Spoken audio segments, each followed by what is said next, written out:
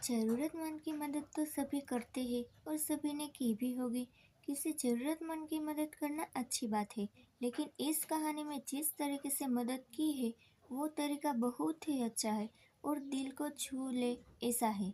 ये कौन सा तरीका है, ये जानने के लिए आपको पढ़नी होगी ये कहानी। एक लड़का पैदल किसी रास्ते से जा रहा था। उस लड़के ने देखा कि सामने वाले बिजली के खंभे पर कागज की पर्ची चिपकी पड़ी है और उस पर्ची में कुछ लिखा हुआ है। वो लड़का थोड़ा नज़दीक जाकर पर्ची में क्या लिखा है वो देखने लगा। उस कागज की पर्ची में लिखा था, कल इस रास्ते से गुजरते वक्त मेरे 100 रुपये कहीं गिर गए थे। मैंने ढूंढने की बहुत कोशिश की, लेकिन मुझे वो नहीं मिले। कृपया इस रास्ते पर कहीं भी किसी को भी मेरे 100 रुपये मिले तो इस पते पर पहुंचा देना। पर्ची में उसका एड्रेस भी लिखा हुआ था। लड़के को ये पर्ची पढ़कर उस एड्रेस पे जाने का मन करने लगा। वो लड़का उस एड्रेस पे जाने के लिए आगे बढ़ने लगा। उस एड्रेस पे जाकर लड़के ने देखा कि वहाँ पर एक झोपड़ी है। लड़के ने बाहर से आवाज़ लगाई तो उस झोपड़ी में से एक वृद्ध औरत लाठी के सहारे बाहर आने लगी।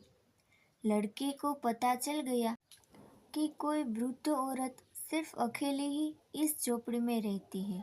वो लड़के ने उस वृद्ध औरत को कहा कि माँ जी, आपके 100 रुपये जो गिर गए थे वो मुझे मिले हैं। ये रहे आपके 100 रुपये।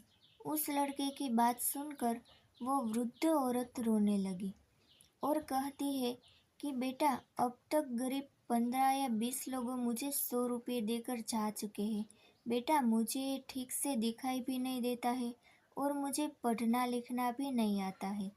पता नहीं किसी ने मेरी ऐसी हालत देखकर मेरी मदद करने के लिए ऐसा किया है। लड़के ने 100 रुपये रखने के लिए कहा, पर वो वृद्ध औरत नहीं मानी। लड़के के बहुत आग्रह करने के बाद आखिर में वो वृद्ध औरत मान जाती है, लेकिन वो उस लड़के से कहती है कि तुम जाते वक्त वो पर्ची वहाँ से फाड़ कर फेंक देना। मुझे पता नहीं कि किसी ने मेरे पे तरस खाकर ऐसा किया है। लड़के ने कहा, माँ जी, आप इस बात की फिक्र मत करना, मैं वो पर्ची फाड़ दूंगा। अब वो लड़का उस वृद्ध औरत के घर से निकल जाता है। थोड़ी ही देर चलने के बाद उस लड़के ने सोचा कि आखिर मुझसे पहले आए हुए उन 15-20 लोगों को भी इस माँ ने वो पर्ची फाड़ने को कहा होगा, लेकिन उनमें से किसी ने भी पर्ची को नहीं फाड़ा, तो फिर मैं क्यों फाड़ दूँ। वो लड़का उस पर्ची को बिना फाड़े ही वहाँ से चला जाता है।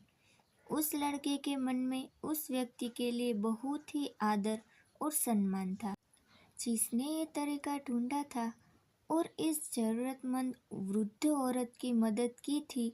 हमारे मन में सिर्फ किसी ज़रूरतमंद की मदद करने की इच्छा होनी चाहिए, क्योंकि मदद करने के तो बहुत सारे तरीके होते हैं। हम किसी भी तरह किसी की मदद कर सकते हैं। अगर आपको ये हमारी स्टोरी अच्छी लगी हो तो अपने दोस्तों के साथ भी शेयर कीजिए और कमेंट में ज़रूर बताइए कि कैसी लगी है हमारी स्टोरी।